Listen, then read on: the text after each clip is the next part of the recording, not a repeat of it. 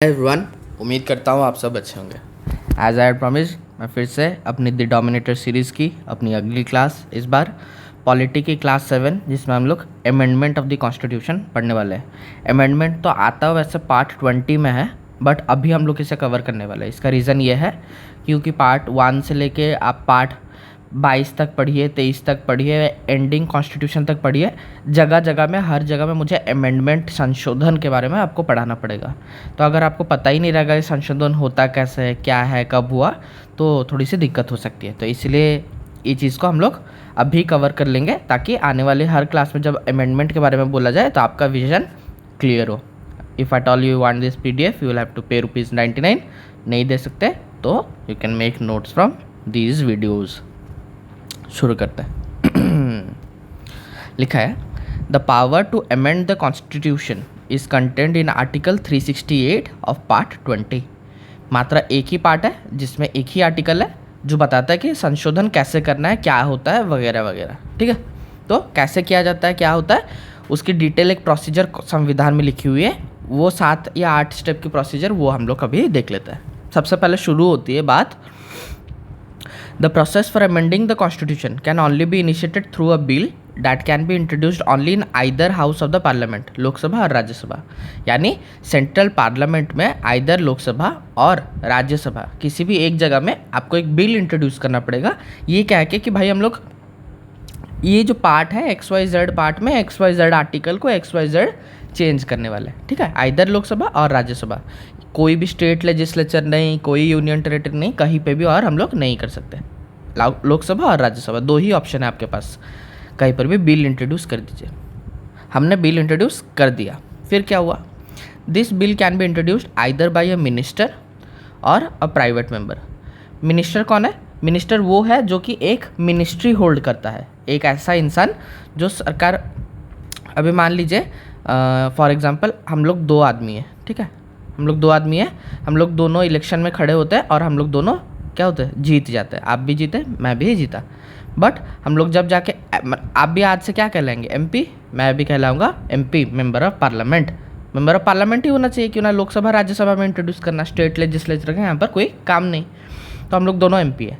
लेकिन आप BJP के थ्रू से जीतते हैं, मैं कांग्रेस के थ्रू से जीतता हूँ, मैं अपोजिशन पार्टी का पार्ट हूँ, आप रूलिंग पार्टी के पार्ट हो। ठीक है, तो ऑब्वियसली आप रूलिंग पार्टी के पार्ट हो, तो मान लीजिए आपको एक ठो मिल गया हेल्थ मिनिस्ट्री, और मैं अपोजिशन पार्टी का हूँ, तो मैं एज अ MP ही पार्लियामेंट में बैठा हूँ, मुझे कोई भी मिनिस्ट्री होल्ड नहीं करता। अब दोनों ही MP है, तो दोनों के पास इक्वल राइट्स होता है कि भाई तुम भी संशोधन का बिल इंट्रोड्यूस कर सकते हो लोकसभा राज्यसभा में, तुम भी कर सकते हो। बट जब आप करने जाएंगे तो उस बिल को कहा जाएगा गवर्नमेंट बिल। क्यों? आप एक हेल्थ मिनिस्टर हो, you are holding a portfolio, but मेरे पास कोई भी मिनिस्ट्री नहीं है, तो मैं जो बिल इंट्रोड्यूस करूँगा उसे क्या कहा जाएगा, प्राइवेट मेंबर्स बिल। अब समझ में आया? तो दोनों ही MPs इंट्रोड्यूस करते हैं, बट आप रूलिंग पार्टी को, मैं रूलिंग पार्टी का मिनिस्टर, कोई भी मिनिस्ट्री होल्ड नहीं करता हूँ। बट आपको एक एक्स्ट्रा बेनिफिट मिलता है अगर आप गवर्नमेंट बिल, आप अगर इंट्रोड्यूस करते हो, यानी आप गवर्नमेंट बिल इंट्रोड्यूस करते हो, उसके लिए कोई भी फर्दर नोटिस नहीं देना पड़ता है। बट मैं एक प्राइवेट मेंबर हूँ, तो मुझे 1 मंथ प्रायर नोटिस देना पड़ेगा कि भाई 1 महीने बाद इस डेट को मैं इस टाइप का संशोधन बिल लेके आऊँगा। ठीक है, अब मान लीजिए 1 महीना बीत गया, मैं और आइदर आप, दोनों में से कोई एक आदमी एक बिल इंट्रोड्यूस कर देता है इन लोकसभा और राज्यसभा। आगे क्या होता है, no prior permission of the president is required to introduce an amendment bill. कोई भी इस पे प्रेसिडेंट का काम नहीं है कि प्रेसिडेंट को बता के ये बिल इंट्रोड्यूस करना है, ऐसा कोई भी नियम नहीं है। क्यों नहीं है? अब खुद ही सोचिए, प्राइवेट मेंबर तो ऑलरेडी 1 महीना पहले से एंटायर सदन को बोल चुका है कि भाई 1 महीना बाद मैं एक बिल इंट्रोड्यूस करूँगा, तो इसीलिए प्रेसिडेंट का यहाँ पर कोई काम नहीं होता। ठीक है, बाईपास कर दिया प्रेसिडेंट को। The bill must be passed, अब इंट्रोड्यूस हो चुका है, अब इसे पास कैसे करना है, इसे बिल को एक्ट कैसे बनाया जाए। एक्ट बनाने का तरीका है, the bill must be passed in each house.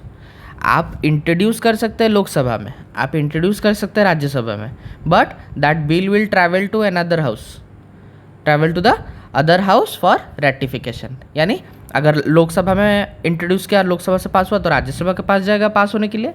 अगर राज्यसभा में इंट्रोड्यूस किया तो बाद में पास होकर लोकसभा के ही पास आएगा आगे पास होने के लिए। ठीक है, ऐसा कोई नहीं है कि आपने राज्यसभा में इंट्रोड्यूस कर दिया तो राज्यसभा में पास करके वो बिल एक्ट बन गया, नहीं, कहीं पर भी इंट्रोड्यूस कीजिए, आना तो दूसरे हाउस में ही है। ठीक है, लिखा है the bill must be passed in each house separately by a special majority. अभी स्पेशल मेजोरिटी क्या है? This requires approval of 2/3 of the members present and voting and this strength should not be less than 50% of the total membership of the house. समझा देता हूँ। मान लीजिए अभी अपने लोकसभा में 545 मेंबर्स है। ठीक है, तो 50% निकालना है, तो इसे मैं डिवाइडेड बाई 2 करता हूँ।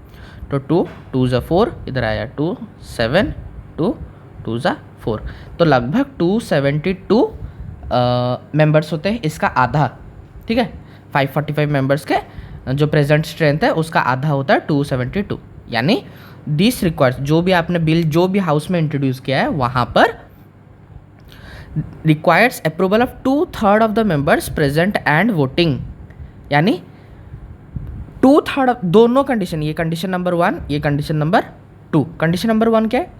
2/3 of the member present and voting. मान लीजिए जिस दिन बिल इंट्रोड्यूस हुआ उस हाउस में, उस दिन उस हाउस में 300 आदमी थे, तो कंडीशन नंबर 1 क्या कह रहा है कि भाई 2/3 मेंबर पास करना है।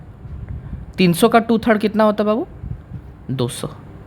तो क्या आपका बिल पास हो जाएगा? बिल पास नहीं होगा। क्यों? हमें सेकंड कंडीशन भी फॉलो करवानी होगी, जहाँ पर लिखा है मिनिमम 272 मेंबर से वो पास होना चाहिए। तो मान लीजिए उस दिन अगर 400, इसे मैं ज़रा सा मिटाता हूँ ये वाली जगह को, उस दिन मान लीजिए 400 आदमी प्रेजेंट थे। ये 3 से तो डिवाइड नहीं होता है, बट फिर भी हम लोग लगभग पकड़ लेते हैं, इसमें 399 पकड़ लेते हैं। ठीक है, उस दिन मान लीजिए 399 मेंबर्स प्रेजेंट थे, तो 3 1 ज़ा 3, 3 3 ज़ा 9, 3 3 ज़ा, तो 3 2 ज़ा 6, 3 2 ज़ा 6 और 2। अब कितने, अब देखिए अब कितने लोग इसे पास कर रहे हैं? 266 मेंबर्स पास कर रहे हैं। क्या अभी भी ये पास होगा? पास नहीं होगा। क्यों? अभी भी हमें मिनिमम 272 का आंकड़ा चाहिए। बट मान लीजिए उस दिन हाउस में, इसे मैं फिर से मिटाता हूँ और लिखता हूँ, उस दिन हाउस में 300 लोग प्रेजेंट थे और 2/3 छोड़िए, एंटायर 300 के 300 लोग इसे पास कर देते हैं, तो क्या अब बिल पास होगा? जी हाँ, अब बिल पास होगा। क्यों? ये 2/3 से भी ज़्यादा है और 272 कंडीशन नंबर 2 को भी ये क्रॉस करता है। ठीक है, तो इस तरीक़ा से हमारा पहला हाउस में पास हो गया। अब जैसे ही पहला हाउस में पास होता है वो पहुंचता है सेकंड हाउस में। मान लीजिए लोकसभा में इंट्रोड्यूस हुआ था, लोकसभा में पास हो जाएगा, वो जाकर पहुंचेगा राज्यसभा में। राज्यसभा में भी सेम चीज़ उसे करनी पड़ेगी। क्या? 2/3 ऑफ द मेंबर्स और 50% ऑफ द टोटल मेंबरशिप, 2 भाग में वो पास हो जाएगा, तब वो बिल एक्ट बन जाएगा। In case of disagreement between the houses, मान लीजिए लोकसभा और राज्यसभा दोनों में आपसी अनबन हो जाती है, जिसमें लोकसभा तो पास कर देता है, राज्यसभा उसे पास नहीं करता है, तब उस केस में क्या होगा? लिखा है there is no provision shall not be passed and unlike an ordinary bill no provision for a joint sitting is there. ऐसी कोई भी प्रोविजन नहीं है कि लोकसभा राज्यसभा मिलकर एक जॉइंट सिटिंग कर दे, जिसमें डिस्कशन कर दे और दोनों की एक मत से वो बिल पास हो जाए। ऐसा कोई भी फीचर संविधान में नहीं है। तो अगर लोकसभा पास करता है, राज्यसभा को भी पास करना पड़ेगा अगर वो बिल को एक्ट बनाना है। अगर राज्यसभा पास नहीं करता, वो बिल एक्ट बिल्कुल भी नहीं बन सकता है। तो ये उन चंद केस में से एक है जहाँ पर राज्यसभा को भी इक्वल राइट्स मिलता है एज कंपेयर टू लोकसभा। बहुत सारे केसेस में लोकसभा ज़्यादा पावरफुल रहता है राज्यसभा से, बट इस वाले केस में Lok Sabha is equally powered as Rajya Sabha. क्यों? दोनों एक दूसरे का अनुमति के बिना आगे नहीं बढ़ सकते। After the bill is passed, मान लीजिए लोकसभा में भी पास हो गया, राज्यसभा में भी पास हो गया। After the bill is passed by both the houses it is present to the president. अब प्रेसिडेंट का खेल आएगा। पहले नहीं आता था कि prior to its presentation president से अप्रूवल लेना पड़ेगा, बिल्कुल भी नहीं, बट अब लेना पड़ेगा। क्यों? अब बिल पास हो चुकी है, अब बस प्रेसिडेंट का उसमें सिग्नेचर चाहिए। But 24th constitutional amendment act 1971 made it obligatory for the president, यानी प्रेसिडेंट को आज के डेट में क्या एक रबर स्टैंप कर दिया गया है। उससे ऑलरेडी नियम के तहत बता दिया गया है भाई, 24th कॉन्स्टिट्यूशनल अमेंडमेंट 1971 में ऐसा नियम कर दिया गया है, जब लोकसभा उसे पास कर दिया, राज्यसभा उसे पास कर दिया, तू कौन होता है सिग्नेचर नहीं करने वाला। तो वो भी उस बाय डिफ़ॉल्ट पकड़ के चले प्रेसिडेंट का सिग्नेचर हो गया। तो अब हमारा चीज़ क्या, अब हमारा बिल एक्ट बन चुका है after receiving president's signatures. Once the bill has receive such assent the constitution stands amended accordingly, और वो बिल क्या एक्ट बन जाता है, ठीक है। और इसे ही हम लोग कहते हैं कॉन्स्टिट्यूशनल अमेंडमेंट एक्ट, CAA। तो यहाँ पर हो गया अपना काम। एक कंडीशन एक्स्ट्रा यहाँ पर लिखी हुई है, क्या है वो कंडीशन लिखी है, article 368 also provides a special procedure to amend federal portions of the constitution. मान लीजिए एक ऐसा अमेंडमेंट, एक ऐसा संशोधन होने वाला है जो कि स्टेट्स, राज्य के हित में काम कर सकता है या हित में काम नहीं कर सकता, मतलब उसमें the interest of the states is involved. उस केस में क्या होता है, स्पेशल मेजॉरिटी में लोकसभा में तो पास कराना पड़ेगा, राज्यसभा में भी लोग स्पेशल मेजॉरिटी में पास कराना पड़ेगा। एडिशनली एक और पॉइंट है, क्या, it has to be ratified by not less than half of the state legislature. यानी मान लीजिए अपने देश में अगर 30 फॉर एग्जांपल 30 स्टेट लेजिस्लेचर है, राज्य विधानसभा है, तो उसको हाफ कीजिए, मिनिमम 15 यानी 15 more than greater than 15 state legislature को इसको पास करना पड़ेगा। तो यहाँ पर मैं लिख देता हूँ और एक बार इसे मिटाता है, लोकसभा पास कर दिया, राज्यसभा पास कर दिया, इसके बाद डायरेक्ट आएगा प्रेसिडेंट का सिग्नेचर इन टर्म्स जहाँ पर स्टेट, राज्य से संबंधित कोई भी संशोधन नहीं हो रहा है। लेकिन उसी जगह में अगर राज्य से संबंधित है तो लोकसभा पास करेगा, राज्यसभा पास करेगा, हाफ ऑफ द स्टेट्स यानी 15 से ज़्यादा, half of the state legislatures जिनके भी पास राज्य विधानसभा है वो लोग पास करेंगे, फिर आएगा प्रेसिडेंट के पास और फिर वो बिल एक्ट बन जाएगा।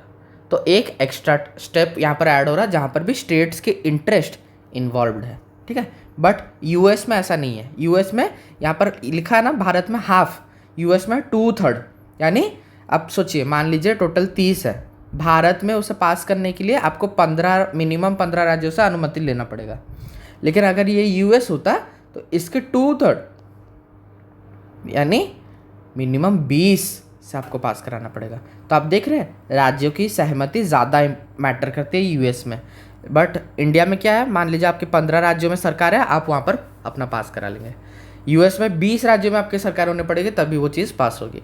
तो इसलिए यूएस को क्या डेमोक्रेसी में हमसे ऊपर रखा जाता है। उसके बाद अब जो भी आज जो अमेंडमेंट का स्टेटस है वो काफ़ी सारे कॉन्स्टिट्यूशनल केसेस से, सुप्रीम कोर्ट से निकला हुआ केसेस के बलबूते पे आज वो संविधान खड़ा है। एक बार वो देख लेते हैं important Supreme Court judgments on amendability, amendment कैसे होगा टाइम टू टाइम। आज जो अभी हमने प्रोसीजर पढ़ा वो आज जो स्थिति में है वो कैसे बन के आया है, कुछ केसेस के माध्यम से बन के आया है, उसे देख लेते हैं। सबसे पहले Shankari Prasad versus union of India 1951। Clear बात है, एक केस हुई, क्या, first constitutional amendment act 1951 Jawaharlal Nehru के टाइम में इसे पास कर दिया गया। ये कह के कि फर्स्ट कॉन्स्टिट्यूशनल अमेंडमेंट एक्ट में हम लोग ज़मींदारी सिस्टम ख़त्म करने के लिए XYZ चीज़ करेंगे। तो बस कुछ नहीं था, तो लोगों को लगा ये तो पहला संविधान है और ये गलत हो रहा है, लोगों के फंडामेंटल राइट्स के साथ हनन हो रहा है। क्यों, अब सोचिए ज़मींदारी सिस्टम में क्या होता था, लोग, कुछ लोग रहते थे जिन्हें हम लोग ज़मींदार्स कहते थे और उनके पास अपनी बहुत सारी प्रॉपर्टीज़ वो लोग होल्ड करते थे।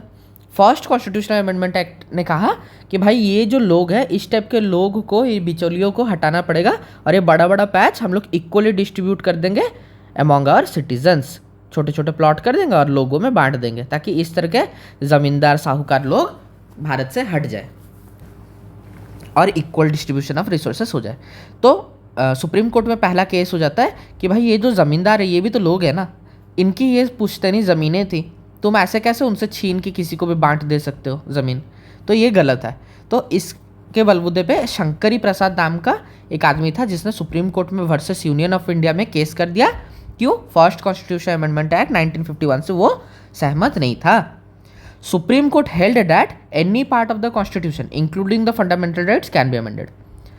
1951 में नया नया देश बना था, जवाहरलाल नेहरू की कांग्रेस INC पूरी पावर में थी, तो सुप्रीम कोर्ट उसका सामने एक बहुत छोटा कीड़ा था। ठीक है, तो सुप्रीम कोर्ट कहते नहीं नहीं, सरकार के पास पूरा हक है, वो संविधान का कोई भी पार्ट इंक्लूडिंग फंडामेंटल राइट जो तो चाहे वो कर सकती है। ठीक है, फंडामेंटल राइट को तोड़े मरोड़े अमेंड करे तो एवरीथिंग इज वैलिड। तो यहाँ पर याद रखिए, Shankari Prasad versus union of India में सुप्रीम कोर्ट ने क्या कहा, नहीं नहीं, संविधान including the fundamental rights can be amended, जैसे चाहे वैसे अमेंड कर सकते हैं। आते हैं दूसरे केस में, Sajjan Singh versus state of Rajasthan. 5 साल बीते, फिर एक अमेंडमेंट हुआ, 17th कॉन्स्टिट्यूशनल अमेंडमेंट एक्ट 1964। इसमें भी सेम चीज़, ऐसी एक एक्ट बनाई गई जिसमें फंडामेंटल राइट्स का हनन हो रहा था। फिर से सुप्रीम कोर्ट में केस हो गया, फिर से सुप्रीम कोर्ट ने कहा नहीं नहीं भाई, पूरी संविधान including the fundamental rights can be amended, जैसे चाहे। ठीक उसके कुछ साल बाद Golaknath versus state of Punjab एक केस हुआ, जिसमें फिर से फंडामेंटल राइट्स के हनन की बात हुई, बट इस बार लिखा नहीं भाई, ऐसा नहीं हो सकता, an amendment is a law within the meaning of article 13। Supreme Court overruled its decision in the above 2 cases. Shankari Prasad और सज्जन सिंह में जो कहा था ना कि भाई फंडामेंटल राइट्स को जैसे चाहे तोड़ मोड़ के हम लोग अमेंड कर सकते हैं, लिखा नहीं बाबू, ऐसा नहीं हो सकता, and held that parliament had no power to amend any fundamental right. मतलब इधर गंगा इधर बह रही थी, अब गंगा इधर बहने लगी। ठीक है, तो उसमें कहने लग गया कि भाई ये जो पहला 2 केसेस में हमने कहा था कि जो चाहे जैसे चाहे अमेंडमेंट कर सकते हैं, नहीं, वैसे अमेंडमेंट पार्लियामेंट को कोई अधिकार नहीं है फंडामेंटल राइट्स को अमेंड करने के लिए, इसलिए ये सब हम लोग अमेंडमेंट वाली चैप्टर में आज पढ़ रहे हैं। ठीक है, चाहता तो फंडामेंटल राइट्स वाली चैप्टर में भी इसे कवर कर सकता था। तो इसमें क्या कहा, जो चाहे पार्लियामेंट कर सकता है, जो चाहे पार्लियामेंट कर सकता है, इधर पार्लियामेंट जो चाहे कर सकता है, फंडामेंटल राइट्स के साथ कुछ भी नहीं कर सकता। ठीक है, यहाँ पर और एक स्टेटमेंट मैं लिखा हूँ, इसे एक बार देख लेते हैं। लिखा है any amendment is a law within the meaning of article 13। इसलिए मैं आपको डेली टारगेट्स देता हूँ आर्टिकल याद करने के लिए। आर्टिकल 13 क्या लिखा है, आर्टिकल 13 में लिखा है any law that violets the fundamental rights shall be word. कोई भी लॉ अगर फंडामेंटल राइट के साथ छेड़खानी कर रहा है तो उसे क्या नल एंड वर्ड डिक्लेयर कर दिया जाएगा, वो आर्टिकल भारत में नहीं चल सकेगा। तो ये जो गोलकनाथ वाले केस में लिखा है कि जो फंडामेंटल राइट को हम लोग अमेंड कर रहे हैं, तो उसे हम लोग क्या कर रहे हैं, constitutional amendment act, constitutional amendment act CAA। ये जो CAA है ये भी आर्टिकल 13 के डेफिनेशन के अंडर में आता है। आर्टिकल 13 क्या कहता है, एनी लॉ, तो CAA भी क्या है, ये एक लॉ है, और अगर ये CAA फंडामेंटल राइट्स का हनन कर रहा होगा, इसे हम लोग नल एंड वॉइड डिक्लेयर कर देंगे। ठीक है, तो आप देख रहे हैं कैसे 1971 आते आते सब कुछ चेंज हो चुका है। शंकरी प्रसाद में कहा हाँ कर दो, इसमें कहा हाँ कर दो, इसमें कहा बिल्कुल नहीं कर सकते फंडामेंटल राइट्स के साथ कुछ भी। ठीक है, फिर आता है साल 1971। 1971 वही साल है, देखिए यहाँ पर क्या हुआ।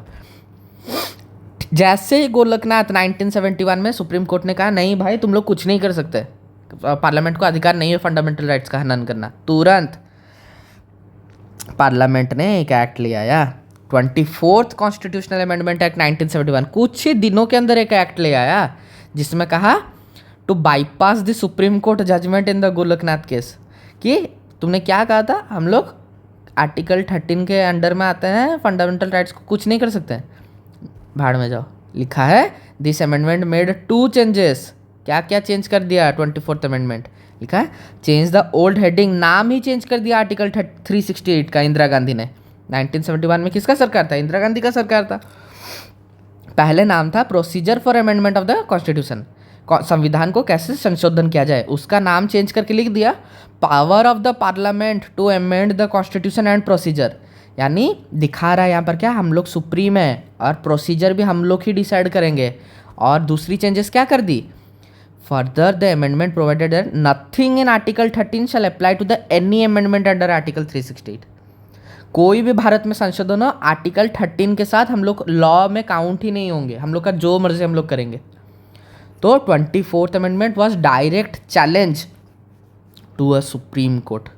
ठीक है, डायरेक्ट चैलेंज कर दिया, भाड़ में जाओ, हम लोग एक संविधान संशोधन ला रहे, जो मर्जी हम लोग करेंगे। फिर क्या होना था, 1973 में केशवानंद भारती केस हुआ, जिसमें सुप्रीम कोर्ट ने क्या कहा, सुप्रीम कोर्ट ने कहा बाबू overruled its decision in Golaknath case and held that the parliament can amend any part of the constitution including the fundamental right without destroying the basic structure of the constitution। यानी यहाँ पर आइए, सबसे पहले जो शंकरी प्रसाद वाली केस थी, इसे मिटाते हैं एक बार। शंकरी प्रसाद वाली केस में क्या कहा, जो चाहे कर सकते हो। सज्जन सिंह में क्या कहा, जो चाहे कर सकते हो। गोलकनाथ में क्या कहा, बिल्कुल भी नहीं कर सकते, कुछ भी नहीं कर सकते। 24th ने इसे बाईपास कर दिया। 24th ने कहा हम लोग जो चाहे वो करेंगे। सुप्रीम कोर्ट ने इसे खारिज करते हुए कहा कि एक नॉर्मल से हम लोग स्टैंड पकड़ते हैं जिसमें ना तुम सुप्रीम ना मैं सुप्रीम, तुम लोग संशोधन कर सकते हो, संविधान में संशोधन कर सकते हो इंक्लूडिंग द फंडामेंटल राइट्स, जैसे सज्जन सिंह में कर सकते थे, शंकरी प्रसाद में भी कर सकते थे, बट जैसे गोलकनाथ में हमने मना किया था वैसे नहीं। यानी तुम लोग संशोधन तो कर सकते हो but basic structure of the constitution में बदलाव नहीं होना चाहिए। संविधान की एक फिलॉसफी है, उस मान मर्यादा को अगर तुम लोग तोड़ोगे तो जैसे गोलकनाथ में हमने मना किया था वैसे तुम लोग को मना कर देंगे। यानी एक बीच का स्टैंड पकड़ा गया जिसमें संशोधन अलाउ किया गया but with a regulated way, within a regulated way. ठीक है, यहाँ पर फिर और एक स्टेटमेंट लिखा है। अच्छा, केशवानंद भारती केस बहुत सारी जगह में हम लोग पढ़ेंगे, तो ये एक केस में बहुत सारी चीज़ें डिसाइड हुई थी, तो इसलिए मैंने यहाँ पर लिखा है this landmark case decided the fate of many articles and amendments. अब मान लीजिए अगले चैप्टर में फिर से मैं केशवानंद, आपने फिर आप बोलेंगे कि भाई आपने तो ये अमेंडमेंट वाले चैप्टर में पढ़ाया था, फिर इधर कहाँ से पढ़ा रहे। केशवानंद भारती केस में बहुत कुछ डिसाइड हुआ था। ठीक है, तो उसमें से एक डिसाइडिंग फैक्टर ये भी था कि फंडामेंटल राइट्स को पार्लियामेंट संशोधन कर सकती है कि नहीं। ठीक है, तो जिसमें बताया गया जो सज्जन सिंह और अपनी शंकरी प्रसाद जैसे अमेंडमेंट तो नहीं कर सकते, बट गोलकनाथ जैसे मना किया था वो भी नहीं है। हम लोग बीच का स्टैंड पकड़ेंगे जहाँ संशोधन हो सकता है but with in regulations, basic structure of the constitution को हानि नहीं पहुँचनी चाहिए। ठीक है, तो यहाँ पर क्या है, तो बीच का वे हुआ बट पार्लियामेंट में ये भी इन लोग खुश नहीं थे।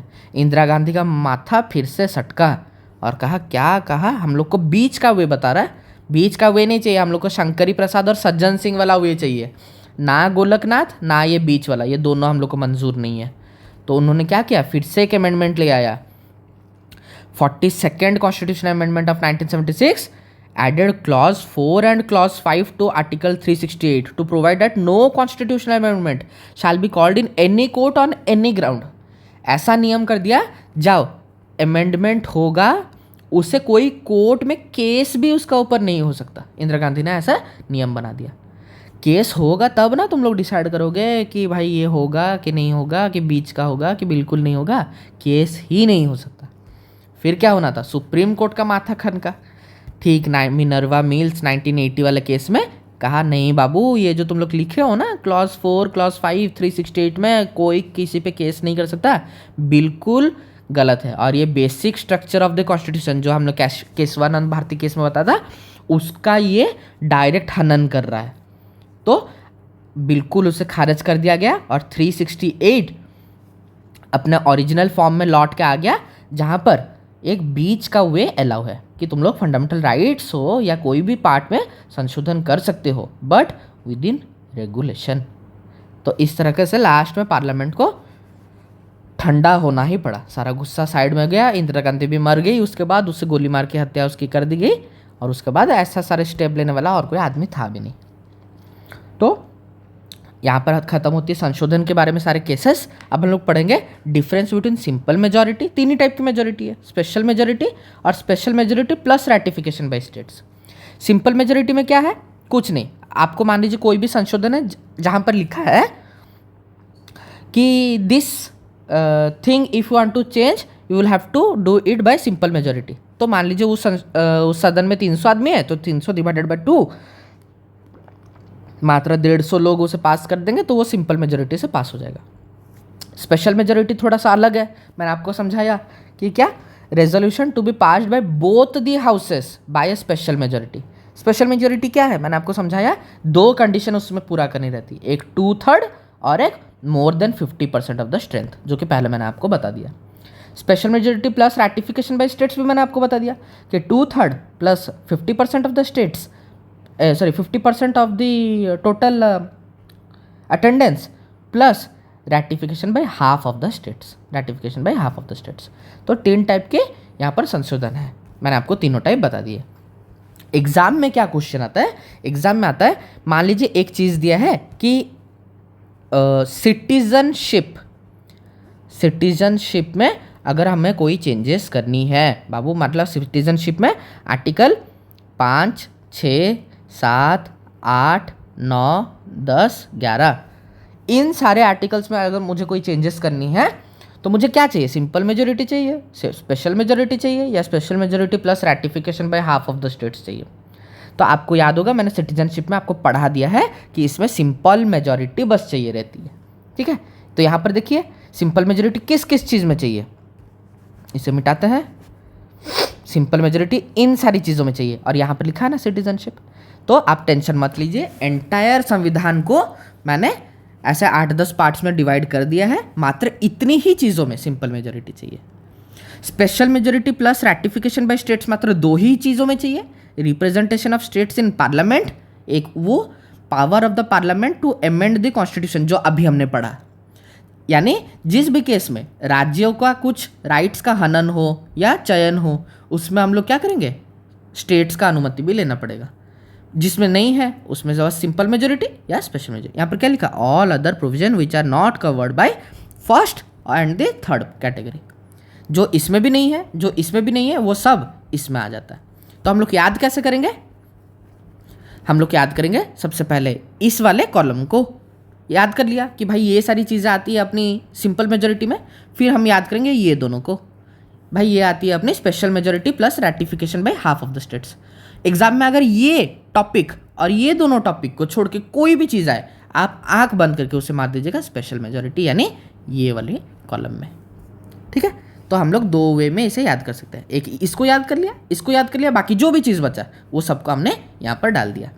तो मुझे तो आज तक मैं जितना भी संविधान पढ़ा हूँ डायरेक्ट मैं ये याद किया हूँ और ये याद किया हूँ, और एग्जाम में अगर पूछ देता है जो कि यहाँ पर नहीं है, मान लीजिए मुझे पूछता है, चलो बता अगर 6th शेड्यूल में हमें कुछ संशोधन करना है तो उसमें किस टाइप की मेजोरिटी चाहिए, तो मैंने यहाँ पर देखा 6th शेड्यूल तो भाई यहाँ पर लिखा है, तो अगर वहाँ पर कुछ चेंजेस करना है मुझे सिंपल मेजोरिटी चाहिए, ठीक है। तो अगर वो चीज़ यहाँ पर नहीं रहती तो मैं उसे क्या यहाँ पर चेक करता, अगर यहाँ पर भी नहीं रहती तो लास्ट में सेकंड वाले कॉलम में चेक करता।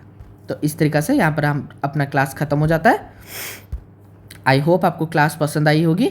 सारी इंपॉर्टेंट फीचर्स मैं डायरेक्टली ऑफिशियल साइट से कवर करता हूँ, और ताकि गलती मेरे से कम हो, ठीक है। आई होप आपको क्लास अच्छा लगा होगा। इस क्लास को यहीं पर एंड करते हैं, बाय।